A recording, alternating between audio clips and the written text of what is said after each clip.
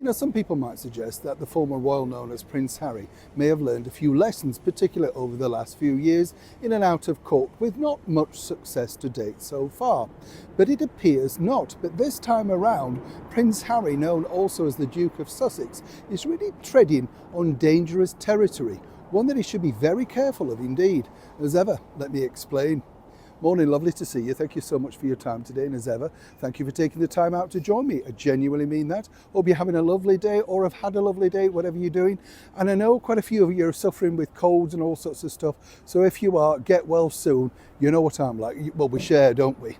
You've seen what I'm like. Yeah, the minute something starts, everybody knows, don't they? Still got the hay fever, but I'm trying not to mention that.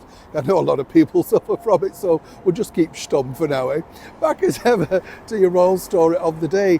This breaking news came all from the commercial TV channel ITV News, and once again it seemingly would feature the former royal known as Prince Harry, and once again talking about his favourite subject, that is of course his woes, his victimhood, some people might say. Now, as I said in the intro, you would have thought that Prince Harry may have learned one or two lessons, simply because there is a time and a place to discuss things. Now, what's interesting is this documentary is all about the hacking cases of the celebrities, and I use that term loosely. And when I say the hacking cases, what you have to remember is it is like movie star Hugh Grant, one-time singer Charlotte Church, international footballer Paul Gascoigne. You get the picture, quite a few. Now, here's where it gets really interesting that a lot of people haven't picked up on. Prince Harry was advised and asked if he wanted to take part in the documentary, which is Harry once again giving his version of events of how this tabloid culture worked, and in his words, ruined his life, relationships, mistrust, all of that sort of stuff. One might suggest in this day and age now he would be more than happy with two children living the ideal life in Montecito, but seemingly can't let go of the past. And we saw that last year as he spoke very eloquently and at length about his former flame, Chelsea Davy, of which we've touched on before. Now, here's where it gets even more interesting, because when you look at the other people that are featured in the documentary, all of them have settled with the previous tabloid newspapers. In fact, Hugh Grant had to more or less make something of an apology of the fact that he said he was going to go all the way and make sure, of course, he had his day in court, and then, of course, decided at the 11th hour to accept the rather generous cheque. You see how this works now. So Prince Harry's still ongoing with his battle.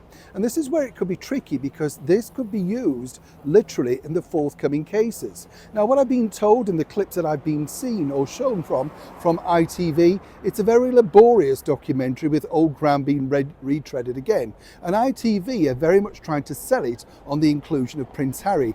But legalities will prevent him from saying anything too much untoward. But nonetheless, going public about an ongoing trial, an ongoing case that is far from concluded, is not going to sit very well in the eyes of the court. And as we already know, Prince Harry's been told about, evidence going missing, things like that. It's very precarious what he's doing, and some people might suggest absolutely ridiculous, and more importantly, stupid.